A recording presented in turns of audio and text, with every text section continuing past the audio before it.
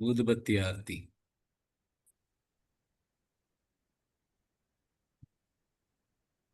Jai Shri Krishna sir. Jai Shri கிருஷ்ணமா.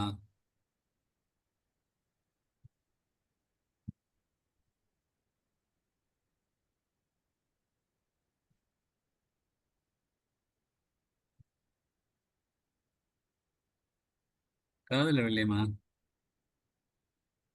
Audio வரலம்மா. அவங்க வேற ஸ்பெஷலா பாட்டுலாம் வேற பாடுவாங்க.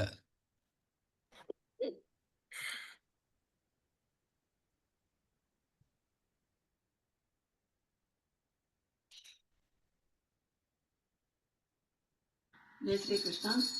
திருவேங்கடேசா உன் திருநாமம் போற்றி, திருமேவும் ஓரேழு மாமலைகள் போற்றி, திருத்தலத்தில் சுரக்கின்ற தீர்த்தங்கள் போற்றி, திருமார்பில் சிவலக்ஷ்மி பதம் போற்றி போற்றி, அன்னமாச்சாரியார் ஸ்தோத்திரங்கள் போற்றி, ஆதிசங்கரர் தந்த அஷ்டகமும் போற்றி, தேனான தியாகராஜ கீர்த்தனைகள் போற்றி, திருமலையின் புகழ் நூல்கள் தொகை போற்றி போற்றி, கல்யாண மூர்த்தியின் அலங்காரம் போற்றி, கலசாபிஷேகங்கள் பிரம்மோற்சவம் போற்றி, நிகமாந்த தேசிகனாம் கண்டாமணி போற்றி, நித்திய கல்யாணம் திகழ்தலம் போற்றி போற்றி, திருவல்லிக்கேணி பார்த்த சாரதியே போற்றி, தினம் தொழுவார் மனமுறையும் பெருமாளே போற்றி,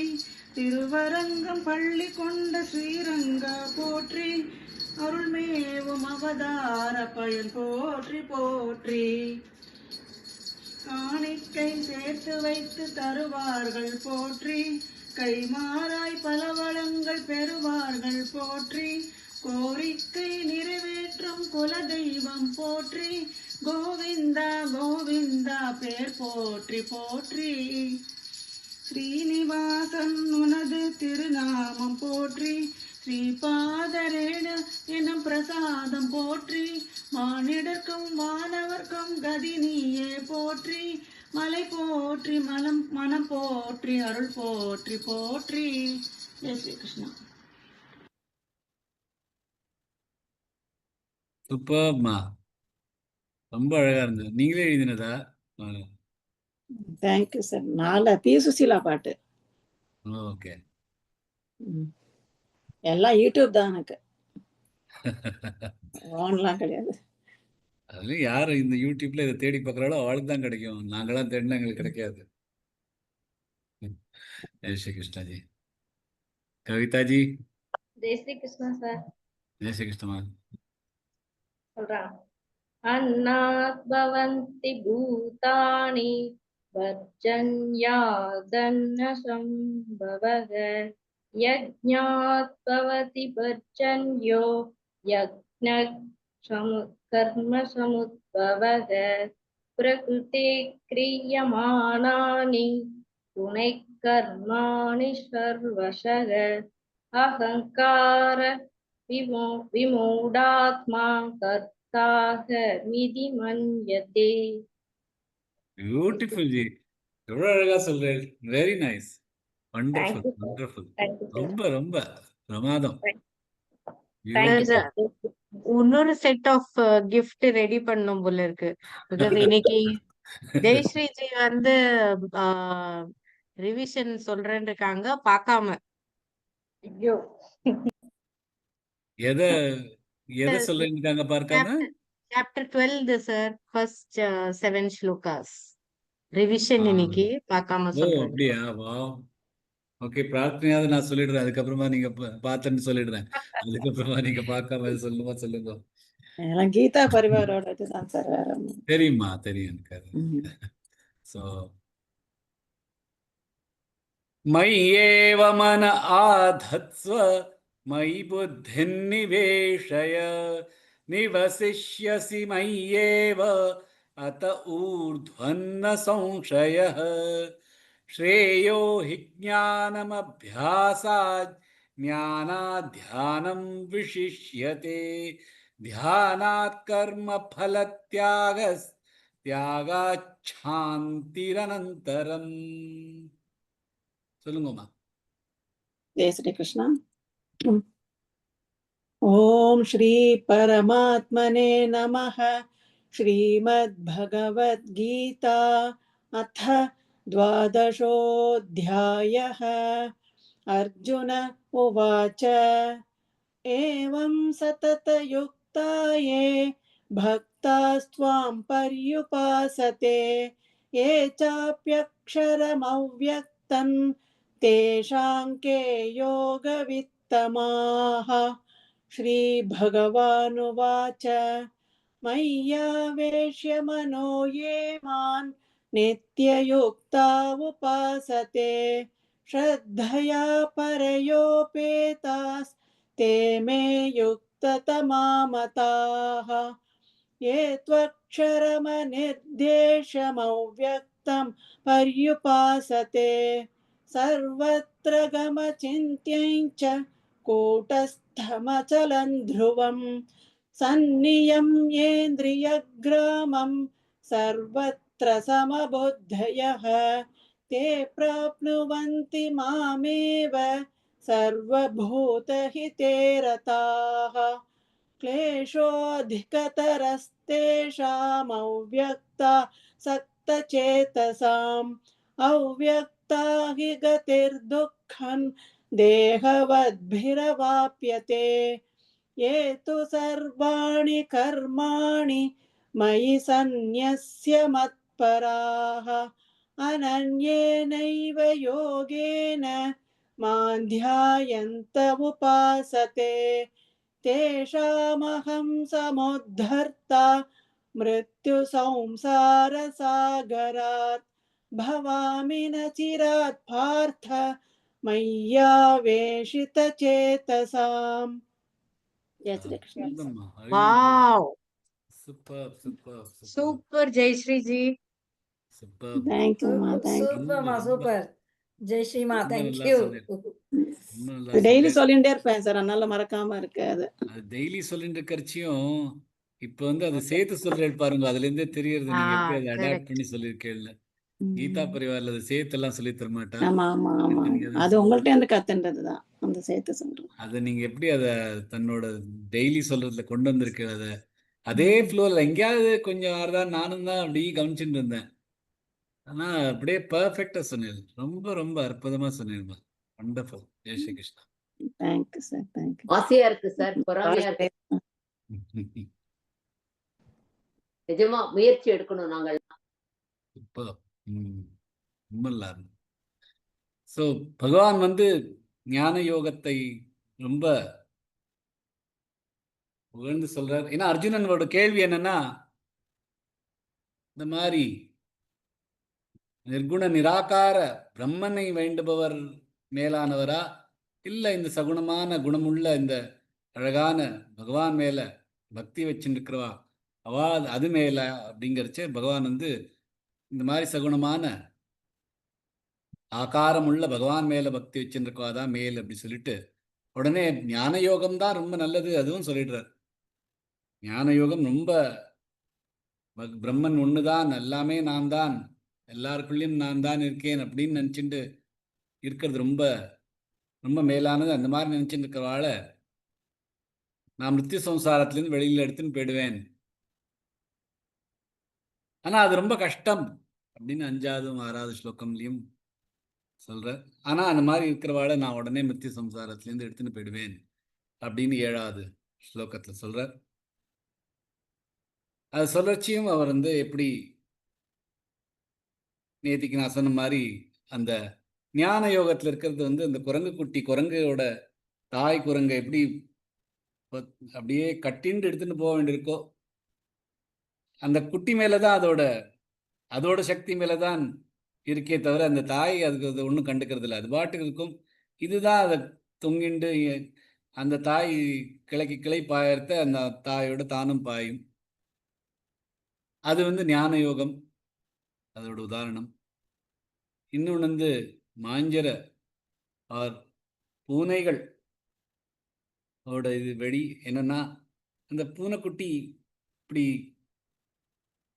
அது வந்து அதோட தாய் வந்து அதை கவ்விண்டு எல்லா இடத்துக்கும் எடுத்துன்னு போகும். இது மாதிரி பகவான்கிட்ட சரண அடைஞ்ச வாழ்க்கை பகவானே வந்து எடுத்துன்னு போவா. அது பக்தி யோகம்.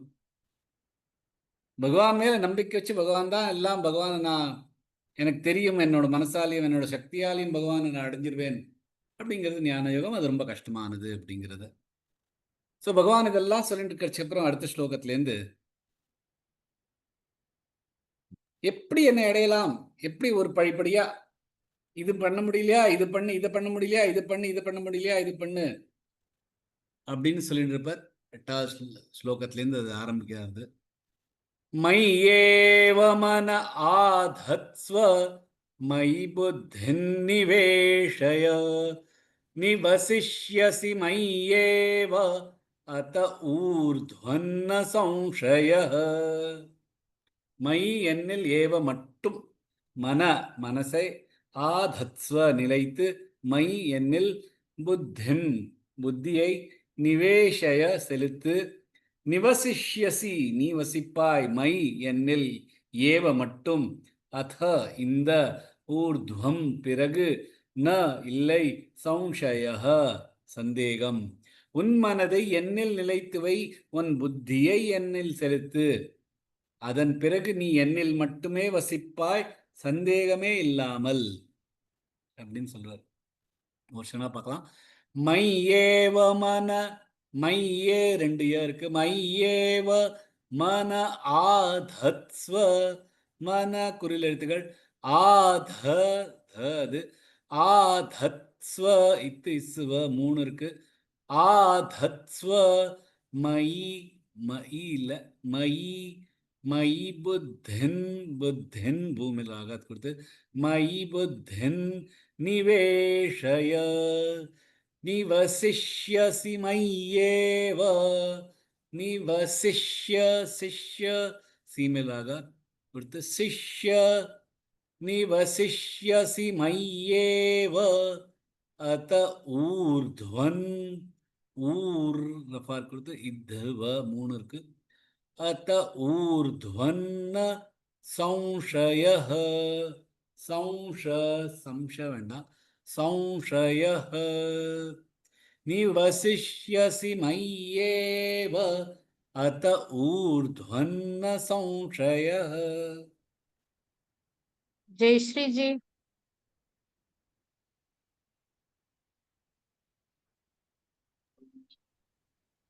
मय्येव मन आधत्स्व मयि बुद्धिं निवेशय. Sorry. சொல்லுங்க. Sorry. मय्येव मन आधत्स्व मयि बुद्धिं निवेशय निवसिष्यसि मय्येव अत ऊर्ध्वन्न संशयः. Perfect, beautiful. பகவான் வந்து அர்ஜுன்கிட்ட சொல்ற, என் மேல உன் மனசையும் உன் புத்தியும் செலுத்து அப்படின்னு இந்த 8வது ஸ்லோகத்துல சொல்றார். மையேவ மனாதத்ஸ்வ மயி புத்திம் நிவேஷய. பகவான் என்ன சொல்றன்னா, யாரெல்லாம் யோகத்தை முழுசா அடைஞ்சிருக்காளோ, யோகம்னா ரெண்டும் இணையறது, யாரு நம்மளோடும் நாமும் நம்மளோட பகவானும் இணையறதுதான் யோகம்.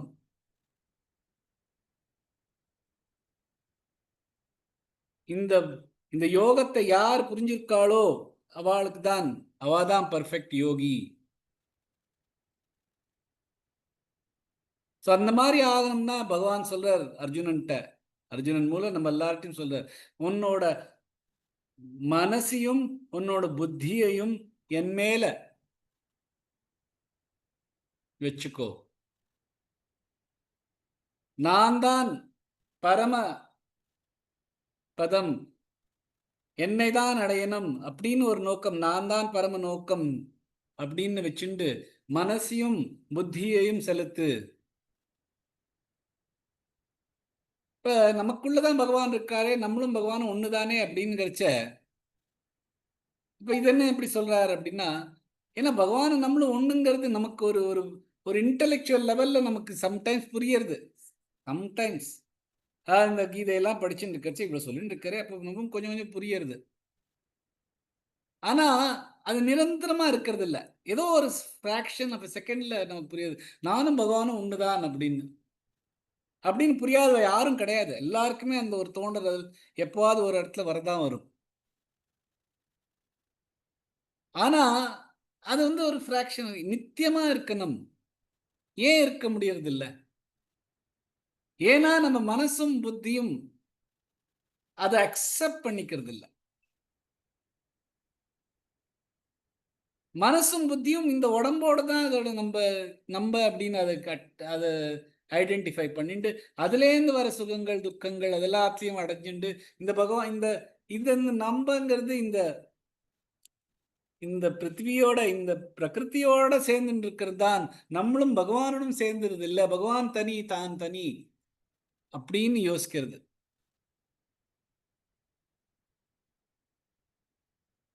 ஸோ முதல்ல ஃபிக்ஸ் பண்றது என்னன்னா நம்மளோட புத்தியை அதில் ஃபிக்ஸ் பண்ணணும். ஏன்னா புத்தியை ஃபிக்ஸ் பண்றது தான் ரொம்ப முக்கியம். ஏன்னா புத்தி எப்படி போறதோ மனசும் அப்படி தான் போகும். எப்படி ஒரு ஒரு ஊசியில நூல் போட்டால் அந்த ஊசி எப்படி போறதோ அதுக்கு தகுந்தாப்புல நூல் போற மாதிரி இந்த முதல்ல இந்த புத்தி எது மேல போறதோ அதுக்கு பின்னாடி இந்த மனசும் அதுக்கு பின்னாடி போகும். அது மாதிரி ஒரு பகவான் மேலதான் நமக்கு முழுசா இருக்கணும் அப்படின்னு நம்ம புத்தியை ஃபிக்ஸ் பண்ண முடிஞ்சதுன்னா நம்மளோட மனசும் அதுக்கு பின்னாடி அந்த உறுதியோட வரும்.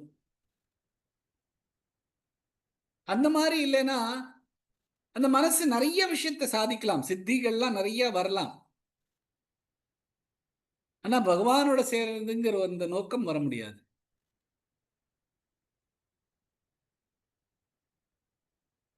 பகவான் மேல பகவானை தான் நம்ம அடையணும் அப்படிங்கிற ஒரு பகவானும் நானும் சேர்ந்து இருக்கணும், இந்த யோகம் தான் முக்கியம் அப்படின்னு மனசையும் புத்தியும் செலுத்தினாதான் நமக்கு பகவான் கிடைக்கும்.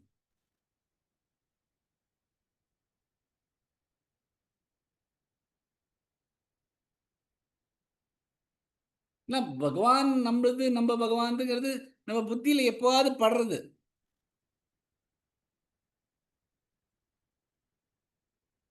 அது வந்து உண்மைதான். அதை மறந்துட்டு இருக்கோம். ஆனா நம்மளும் நம்மளோட உடம்பும் இந்த பூமியும் உண்மைங்கிறது நம்மளால மறக்கவே முடியாத ஒரு விஷயம். ஏன்னா அது கான்ஸ்டன்டா நமக்கு உணர்வு கொடுக்கறதுக்கு இந்த புத்தி எப்பொழுதுமே அதுக்குதான் செயல் பண்றது. இப்ப நம்ம தூங்கறதையா இருக்கட்டும், எழுந்துக்கிறதையா இருக்கட்டும், தூங்கறத கூட தூங்க இருக்கிற நிலைமையில கூட நம்மளால நம்ம யாருன்னு நமக்கு சப்னம் வந்தாலும் நம்ம யாருங்கிறது நம்மளால கண்டுபிடிக்க முடியும். அங்க ஒரு தேகம் நிக்கிறதேன்னு தோணாது, நான் நிக்கிறேன் அப்படின்னு தான் தோணும் நம்ம சப்னத்துல. அவ்வளோ ஒரு பிணைப்பு இருக்கு நமக்கும் நம்மளோட உடம்புக்கும். அது ஏன் இருக்கு? ஏன்னா இந்த புத்தினால. பிரெயின் என்ன பண்றது? பிரெயின் வந்து ஒரு ஒரு கருவி தானே, அது நமக்குள்ள இருக்கு. அது என்ன பண்றது? அதுக்கு என்னெல்லாம் ஒரு ஸ்டிமுலஸ் வருதோ, இங்க பார்க்கறதுனால என்ன பார்வையில் என்ன சித்திரம் இருக்கோ, எந்த அழகு இருக்கோ, காதால என்ன கேட்குறோமோ, வாயால எதை ரசிக்கிறோமோ, மூக்கால என்ன நுகர்றோமோ, உடம்புல என்ன படுறதோ அதெல்லாம் அதுக்கு தகுந்தாப்புல ரியாக்ட் பண்ணதுக்கு தான் இந்த கருவியை நமக்குள்ள வச்சிருக்கிறது. அது இல்லைன்னா நம்மளால உயிர் வாழ முடியாது. நெருப்பு பட்டா நமக்கு நெருப்பு படுறது நம்மளுக்கு எரிக்கிறதே நமக்கு புரியலன்னா அந்த புத்தினால்தான் அது புரியறது. அதனால்தான் நம்ம அதுக்கு ரியாக்ட் பண்ணி அது மேல தண்ணி ஊத்துறோம், அவர் வேற தான் பண்றோம். ஸோ அது தேவையான ஒரு விஷயம் இந்த புத்தி. அந்த புத்தி எதனால ஒர்க் பண்ணுதுன்னா இந்த புலன்கள்னால தான் ஒர்க் பண்றது. அதனால அந்த புத்தி இந்த புலன்கள் தான் நிஜம், இந்த புலன்கள்லாம் எங்கே வந்திருக்கு? பிரகிருத்திலே வந்திருக்கு, அதனால அதுதான் நிஜம் அப்படின்னு அதோட ஒன்றின் இருக்கு. அதை மறக்கவே முடியாது. அதனால அது தூக்கத்துல இருந்தாலும் அந்த புத்தி அப்படிதான் யோசிக்கும். அதனாலதான் பகவான் சொல்ற இந்த புத்திய கொஞ்சம் மாத்தி, நிஜம் என்ன? நானும் நீயும் சேர்ந்திருக்கிறது தான் நிஜம், இதுதான் யோகம், அதான் நிஜம். அதுக்கு கொஞ்சம் திருப்பி விட்டுரு. அது வந்து முழுசா உன் புத்தியை என் மேல வச்சிரு. புத்தியை என் மேல வச்சுன்னா மனசும் அதுக்கு பின்னாடி வரும். ஸோ மனசையும் புத்தியும் என் மேல வச்சின்று. அப்ப நான் நிவசிஷ்யசி மையேவ அத ஊர்த்வன்ன சம்சய. அத்த ஊர்துவன், உடனே உன் மனசையும் உன்னோட புத்தியும் என் மேல செலுத்தினா உடனே நான் உனக்கு கிடைச்சிருவேன்.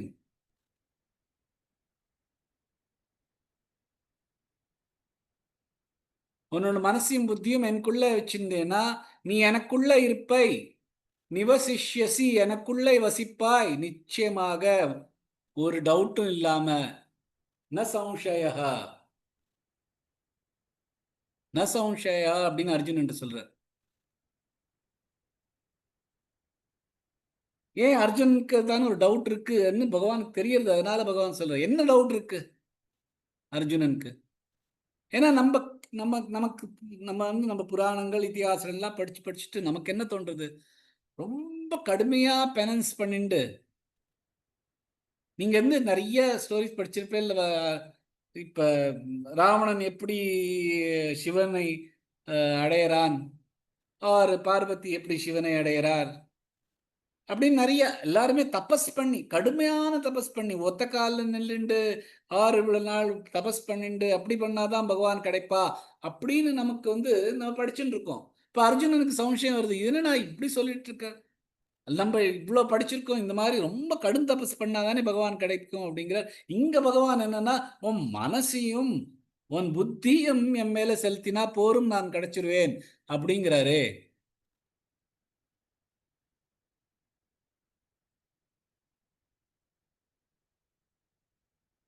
பகவான் அதுக்குதான் சொல்ற, இதெல்லாம் தேவையில்லை. இந்த டவுட் எடுக்கிறதுக்கு தான் பகவான் சொல்றார், இந்த மாதிரிலாம் ஒன்றும் பண்ண வேண்டாம். இந்த மாதிரி கடும் தபஸ்கள்லாம் பண்றது எல்லாத்தையும் சேர்த்தா அது கூட அதை விட வேல்யூபிள் என்னன்னா என் மேல மனசையும் புத்தியும் செலுத்துறது தான் ரொம்ப முக்கியம். அந்த மாதிரி பண்ணா என்ன, நீ என்னை அடைவாய். நசம்சய, இந்த நசம்சய நிறைய வாட்டி பகவான் சொல்லியிருக்கார். 8ஆம் அத்தியாயத்திலும் தஸ்மாத் சர்வேஷு காலேஷு மாமனுஸ்மர யுத்யச மையர்பித மனோபுத்திர் மாமே வைஷ்யஸ்ய சம்சயம் அப்படின்னு 8ஆவது அத்தியாயத்தில் சொல்லியிருக்கார். திருப்பியும் அதே தான் பகவான் இங்கேயும் சொல்றார். என் மேல மையர்பித்த மனோபுத்திர் அப்படின்னு அங்க சொல்றார். அதே மாதிரி இங்கேயும் சொல்றார், மையேவ மனாதத்ஸ மை புத்திம் நிவேஷய. அதே மாதிரி பகவான் சொல்ற, என் மேல வச்சுட்டு அது இருக்கிறது போரும், இந்த தபஸ் எல்லாம் வேண்டாம். இந்த உலகத்துல இருக்கிற பொருள்கள் எல்லாம் வணங்குறதுக்கு நம்ம கர்மங்கள் பண்ண வேண்டியிருக்கு. ஸோ அதனால நமக்கு என்ன தோன்றதுன்னா, பகவான் நீ அடையணும்னா நம்ம ஏதாவது பண்ணினாதான் கிடைக்கும். பகவான் சொல்ற அதெல்லாம் தேவையில்லை. என் மேல வெறும் மனசை மட்டும் வச்சிரு, என் புத்தி மட்டும் வச்சிரு, எப்பொழுதும் வச்சிரு, கிடைச்சிருவேன் நான். சம்சய, டவுட் இல்லாம.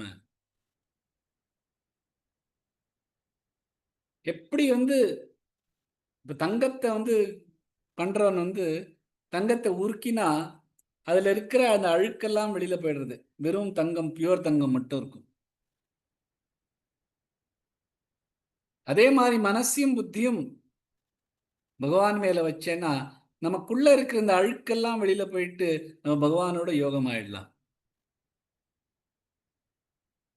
பாகவதத்திலையும் இவ்வளவு அழகா அதே தான் சொல்லியிருக்கார். விஷயான் தியாயாத்த சித்தம் விசேஷு விசஜ்ஜதே மாமனுஸ்மரதச்சித்தம் மையேவ பிரவிலீயதே.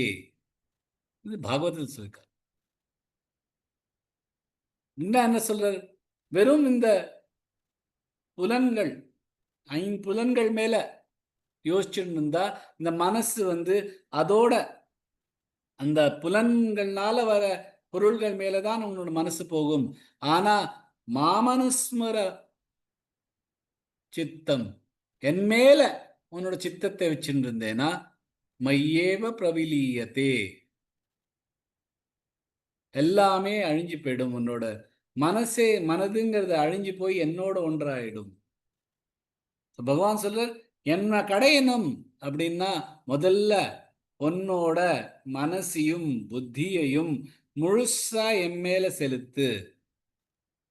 நீ அப்படி செலுத்தினா நான் உனக்கு கிடைப்பேன்னு அதுல சம்சயம் கிடையாது அப்படின்னு 8வது ஸ்லோகத்துல சொல்ற. அடுத்த ஸ்லோகத்துல சொல்ல இது பண்ண முடியலையா என்ன பண்ணணும் அப்படின்னு 9வது ஸ்லோகத்துல சொல்ற. அத சித்தம் சமாதாத்துன் ந சக்னோஷி மயி ஸ்திரம் அபியாசயோகேன ததோ மாமிச்சாப்துன் தனஞ்சய. அத அந்த நிலையில எந்த நிலையில் சித்தம் புத்தி சமாதாத்தும் நிலைப்பது ந சக்னோஷி முடியவில்லை மை என்னில் ஸ்திரம் ஸ்திரமாக அபியாச யோகேன விடாபயிற்சியான யோகத்தில் ததஹ பிறகு மாம் என்னை இச்சா நாடி ஆப்தும் அடைவது தனஞ்சய அப்படின்னு அர்ஜுனன் சொல்றார். உன்னால் ஸ்திரமாக என் மேல் புத்தி செலுத்த முடியவிட்டாலெனில் யோகத்தின் விடாபயிற்சி செய்து என்னை அடைய முயற்சி செய். விடாமுயற்சி பண்ணு அப்படி. ஒரு க்ஷணம் பார்க்கலாம். அத சித்தம் அத அத்த இல்ல அத சித்தம் 2 த இருக்கு. சித்தம் சமாதாத்துன் தாத்துன் மாதா ரெண்டுமே நெடில் எழுத்துகள். சமாதாத்துன் ந சக்னோஷி மயி ஸ்திரம் நஷ ந சக்னோ இல்ல ஷக்னோ ஷக்னோஷம் ராகாத் கொடுத்து ந சக்னோஷி அங்க ஷ இங்க ஷி ந சக்னோஷி மயி ஸ்திரம் மயி ஸ்தி எம் இமெயில் ராகாத் கொடுத்து மயி ஸ்திரம் அபியாசயோகேன ததோ அபியாச ராகாத் அபியாசயோகேன ததோ மாமிச்சாப்துன் மாமிச்சா இச்சா ரெண்டு இருக்குதுன்னா மீல ஒரு ஆகாத் கொடுத்து மாமிச்சாப்துன் சாப்துன் இப்போ தூ ஜாயிண்ட் ஆகினால சா மேல ஆகாத் கொடுத்து மாமிச்சாப்துன் தனஞ்சய. கலாஜி. जय श्री कृष्ण सर। जय श्री कृष्ण मैम. अथ चित्तं समाधातुं न शक्नोषि मयि स्थिरम् अभ्यासयोगेन ततो मामिच्छाप्तुं धनञ्जय. பியூட்டிஃபுல். ரொம்ப ரொம்ப அழகா இருந்தது. ஸ்திரம் மட்டும் அந்த முதல்ல நல்லா வந்தது. அதே போக்கில் நல்லா இதுவும் வந்துடும் நினைச்சேன். அது ஸ்திரம்ல அந்த கொஞ்சம் பார்த்தீங்க. ரெண்டாவது கஷ்டம். ஆமாம். ஆனால் முதல் தர சொல்றது ரொம்ப அழகா சொல்லிட்டு அத சித்தம் அது பர்ஃபெக்டா சொன்னேன். அதே மாதிரி இங்கே கொண்டு வரலாம். ஜெய் ஸ்ரீ கிருஷ்ணன். ஜெய் ஸ்ரீ கிருஷ்ணன். अथ चित्तं समाधातुं न शक्नोषि मयि स्थिरम् अभ्यासयोगेन ततो मामिच्छाप्तुं धनञ्जय.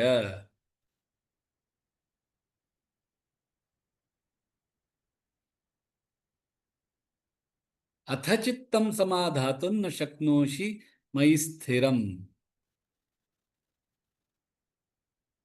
இதில் சித்தம் சொல்றார்.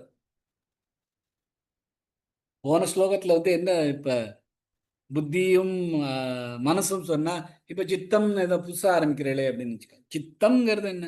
கான்சியஸ்னஸ். தாங்கிற ஒரு கான்சியஸ்னஸோட இருக்கிறது சித்தம். புத்தி அப்புறம் மனசு இது ரெண்டு மேல ஒரு அறிவு. இந்த அறிவுங்கிறது தான் சித்தம். அத சித்தம் சமாதாத்துன்.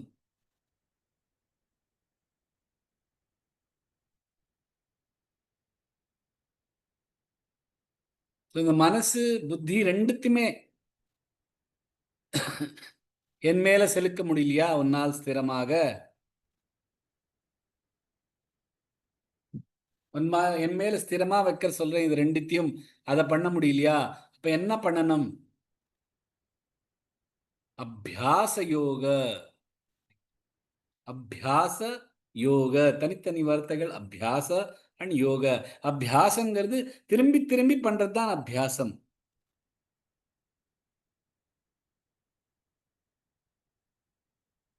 மால்கம் கிளாட்வெல்னு ஒரு பெரிய ஆத்தர் இருக்கார். ரொம்ப அவர் பிரசித்தமான ஆத்தர். நிறைய விஷயத்துல எழுதியிருக்கார்.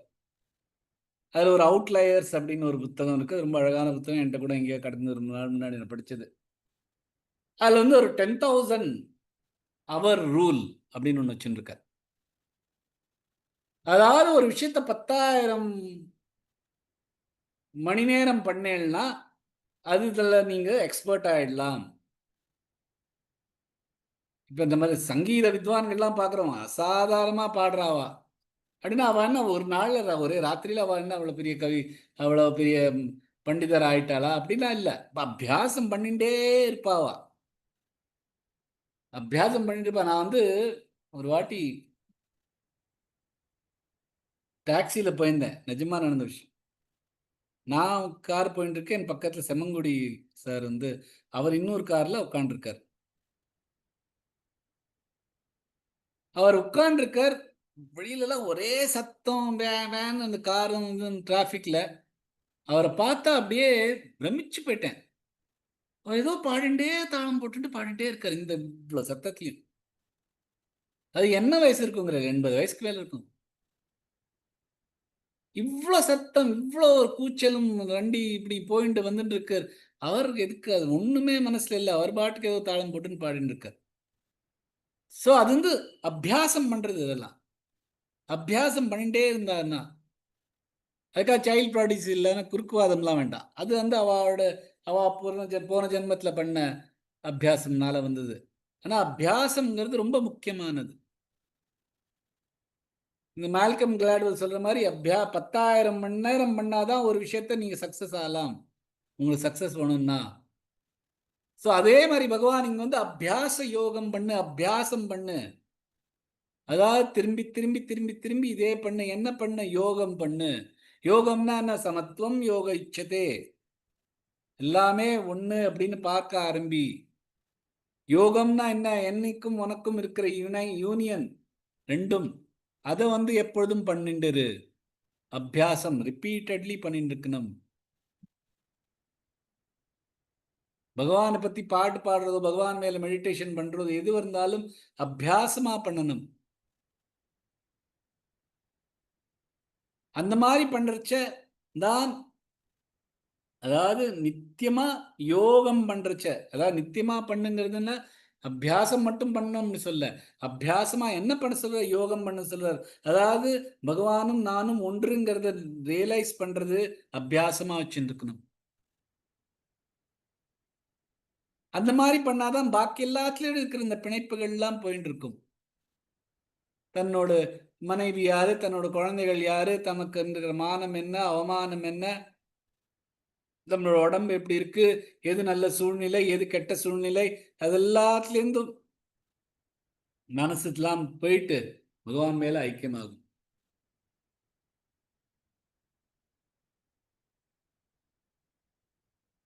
ஏன்னா இந்த மாதிரி பல விஷயமா போறதுதான் மனசு. விவசாயாத்மிகா புத்திர் ஏகேஹ குருநந்தன பகுஷாக்கா ஹனந்தாஷ்ச புத்தயோ விவசாயினாம். ஏன்னா மனசுங்கிறது பகுஷாக்கா, இது 2வது அத்தியாயத்துல வந்தது. ஏன்னா இந்த மனசு வந்து பல இடத்துல போயிட்டே இருக்கும், அதுக்கு வந்து நிறுத்தவே முடியாது. இந்த தாட்ஸ் வந்துட்டே போயிட்டே தான் இருக்கும். அதுலேருந்து வெளியில வரணும்னா இந்த யோகம், அதாவது நானும் பகவானும் ஒன்றுங்கிற இந்த யோகம் அபியாசமா பண்ணணும், எப்பொழுதும் நித்தியமா பண்ணிட்டு இருக்கணும். மாமிச்சாப்தும், என்ன அடையணுங்கிற ஒரு இச்சை,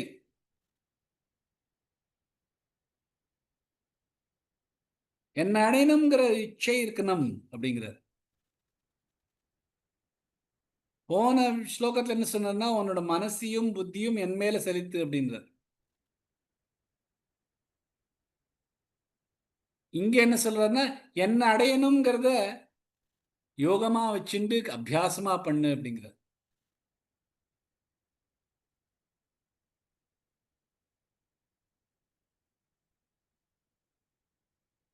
பகவான் என்ன சொல்றன்னா, இந்த அபியாச யோகம் வந்து முதல் ஸ்டெப்பு. அது பண்ணாதான் உன் மனசும் புத்தியும் என் மேல செலுத்த முடியும்.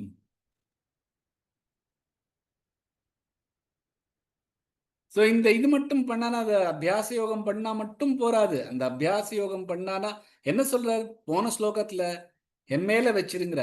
அது வைக்க முடியலேனா தான் இதை பண்ணு அப்படிங்கிறார். இதை பண்ணினா முடிஞ்சிருமா அப்படின்னா அது சொல்லல. இதை பண்ணினா உன்னோட மனசும் புத்தியும் என் மேல செலுத்த முடியும். அந்த மனசும் புத்தியும் என் மேல செலுத்தினா என்ன கிடைச்சிரும். அப்படிதான் இதை பார்க்கணும். ஸோ எப்போ ஒரு சாதகர் அவரோட பேரை எடுத்துட்டோ, அவர் மேல கீர்த்தனம் பண்ணிட்டு இருக்கிறதோ, அவர் மேல மனசை வச்சுட்டு இருக்கிறதோ அபியாசமா பண்ணார்னா அவர் மனசு பியூர் ஆயிடும். அந்த மாதிரி பியூரான மனசு வந்தோடனே பகவான் அடையணுங்கிற ஒரு ஆசை நமக்குள்ள வரும். அப்புறம் அதோட ஒரு யோகம் சமத்துவமா எல்லாமே நல்லது நடக்கிறது கெட்டது நடக்கட்டும், எனக்கு அதுல இச்சை இல்லை அப்படின்னு வந்தோடனே பகவான் அடையிறது தான் ஒரே இச்சை அப்படின்னு ஒரு மனசுல வந்தோடனே அந்த ஆசை பகவான் அடையிறதுக்கு இன்னும் தீவிரமாயிடும். தீவிரமான ஆசை வந்தோன்னா நம்மளால பகவான் இல்லாம இருக்க முடியாது அப்படிங்கிற ஒரு வெறித்தனம் வந்துடும். அந்த மாதிரியான வந்ததுன்னா எல்லா அட்டாச்மெண்ட்ஸும் போயிடும். அந்த மாதிரியான எல்லா அட்டாச்மெண்ட்ஸும் போனா மனசும் புத்தியும் பகவான் மேல ஒன்றாகி விடும், நிலைத்து விடும். அந்த மாதிரி நிலைத்துனா பகவானை நம்ம அடைஞ்சிடலாம். ஏன்னா பகவான் இல்லாம இருக்க முடியாதுங்கிற ஒரு நிலைமை வந்துடும். அந்த மாதிரி நான் பகவான் விட்டு இருக்க முடியாதுங்கிற ஒரு நிலை வரைச்சா பகவானும் நானும் உன்னை விட்டு இருக்க முடியாதுன்னு நம்மளோட வந்துருவார். 2 பேரும் யோகமா இருந்துடலாம். ஸோ அதுக்காக பகவான் சொல்றார் அபியாச யோக. அது அபியாச யோகம் எது மேல பண்ணனா மாமிச்சாப்தன், என்ன ஆசைப்படுறோங்கிற அபியாச யோகத்தை எப்பொழுதும் பண்ண. உன்னால ஸ்திரமா வச்சுக்க முடியலையா மனசையும் புத்தியும் என் மேல, உன் சித்தத்தை என் மேல வைக்க முடியலையா, இதை பண்ணு அப்படிங்கிறார். இதை பண்ண முடியலையா என்ன பண்ணணும் அப்படிங்கிறது அடுத்த ஸ்லோகத்துல சொல்றார். அபியாசேப்ய சமர்த்தோசி மத்கர்ம பரமோ பவ மதர்த்தமபி கர்மாணி குர்வன் சித்திமவாப்ஸ்யசி. அபியாசே விடாப்பயிற்சி அப்பி கூட அசமர்த்தோ இயலவில்லை அசி ஆக மத் எனக்கு கர்ம பரமோ எல்லா கர்மங்களும் பவ செய் மதர்த்தம் எனக்காக அப்பி கூட கர்மாணி கர்மங்கள் குர்வன் செய்வது சித்திம் சித்தி வெற்றி அவாப்ஸ்யசி அடைவது. உன்னால் யோகத்தின் விடாப்பயிற்சியும் செய்ய இயலவில்லை எனில் எனக்காக கர்மங்கள் செய். எனக்காக செயல்கள் புரிந்தால் கூட நீ என்னை அடைவதில் வெற்றி பெறுவாய் அப்படின்னு பகவான் சொல்றார். அபியாசேப்ய அபியாசேப்ய சேப்ய சே நடுவில் இழுத்து சொன்னா சே, அதுக்கப்புறம் ராகாத் கொடுத்து சேப்ய சமர்த்தோசி சமர் ரஃபார் கொடுத்து தோ சமர்த்தோ இல்ல சமர்த்தோ சமர்த்தோசி தோ நெடில் இழுத்து சொன்னா சி ஷார்ட் ஆயிடும். சமர்த்தோசின்னு இழுக்கக்கூடாது.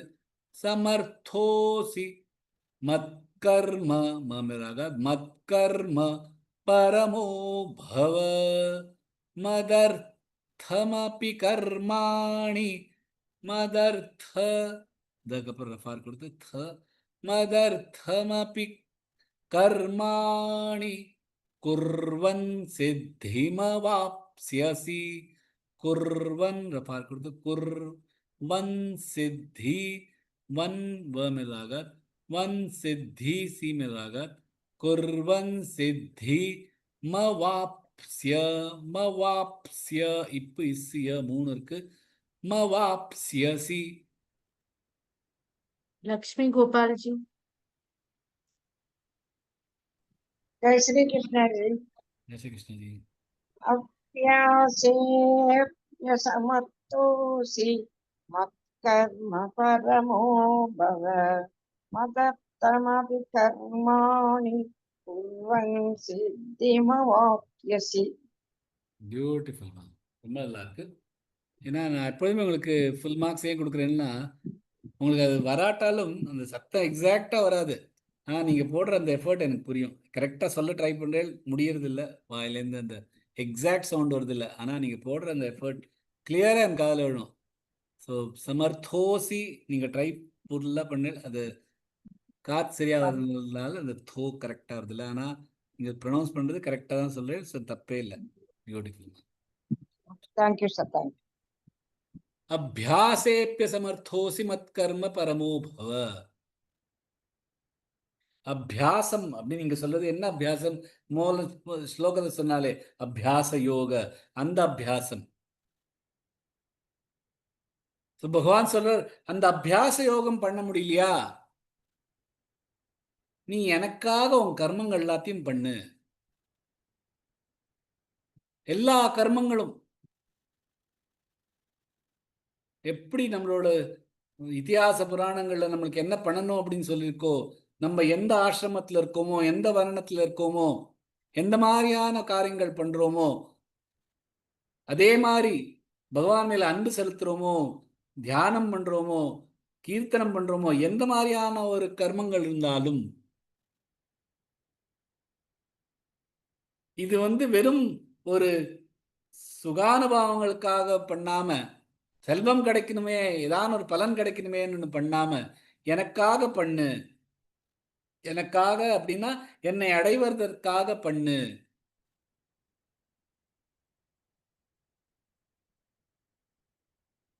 இரண்யகசிபு பிரகலாதன்ட்ட கேட்டாராம், நீ இவ்வளவு நாள் பாடசாலையில இருந்து என்ன கத்துண்ட அப்படின்னாரு.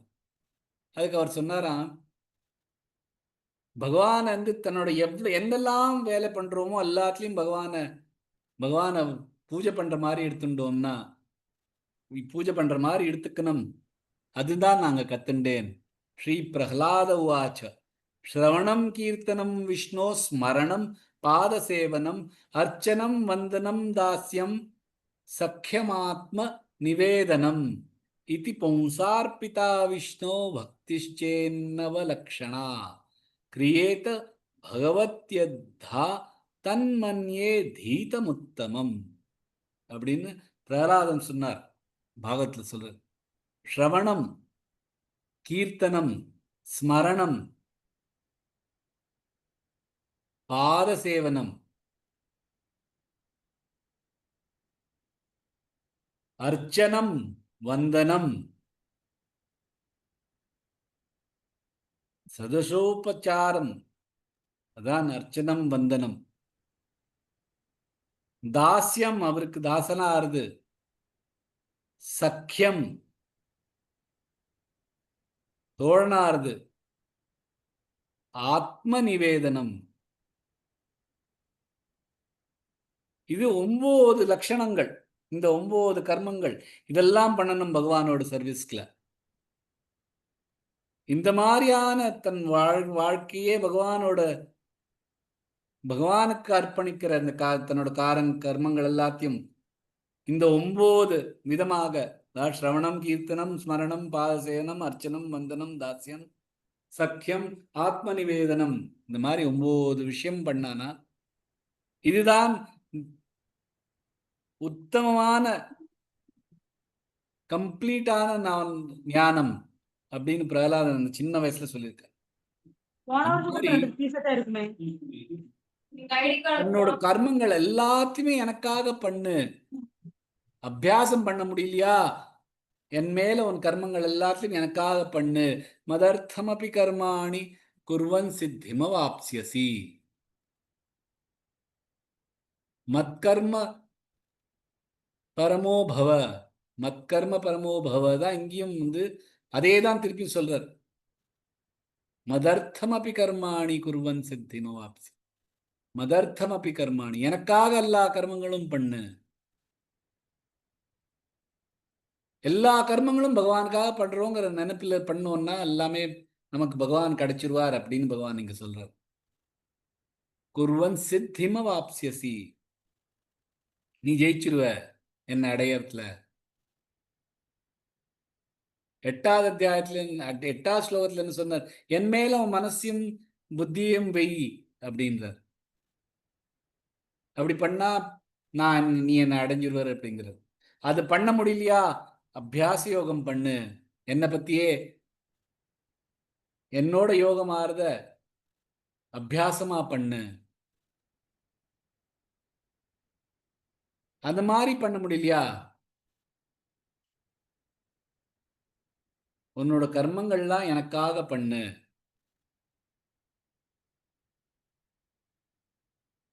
ஒரு பிசினஸ் மேனுக்கு வந்து பணம் வந்துன்னா அந்த பணம் ஒரு தடவை பணம் கையில வந்துன்னா அது பணம் மோனும் பண்ணிட்டே இருப்போம்.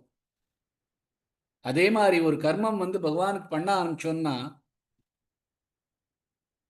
பகவான் மேல அது கர்மங்கள் பண்ணிட்டே இருக்கணும்னு தோணணும்.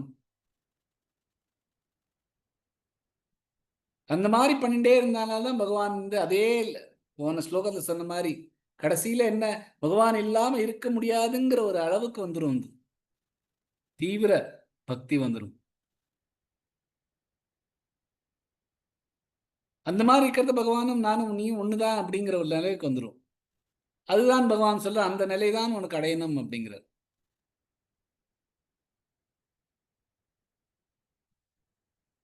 ஸோ மனசு புத்தி உன் கர்மங்கள் எல்லாமே என் மேல கொடுத்துருந்தேன்னா பகவான் அடையிறது ரொம்ப சுலபமானது.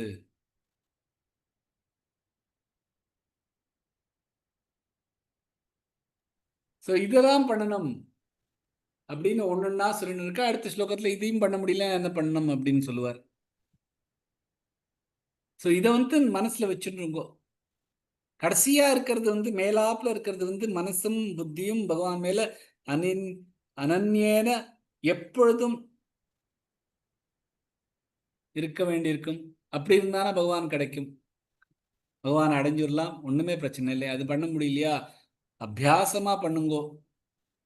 அதே எப்ப பார்த்தாலும் மனசு அது கிட்ட கொண்டு வந்துட்டே இருந்தேன்னா அது உங்களால முடியும். அதுவும் பண்ண முடியலையா, தன்னோட கர்மங்கள் எதெல்லாம் பண்றோமோ பகவானுக்காக பண்றோம் அப்படின்னு பண்ணுங்கோ அப்படின்னு படிப்படியா பகவான் சொல்லிட்டு வர. அடுத்ததா என்ன சொல்றாங்கிறது நாளைக்கு பார்த்துக்கலாம். இன்னையோட இந்த கிளாஸுக்கு முடிச்சுக்கலாம். Jai Shri Krishna. Thank you sir. Jai Shri Krishna. Thank you, sir. Jai Shri Thank you, Krishna. sir. Jai Shri Krishna, sir. Thank you, sir.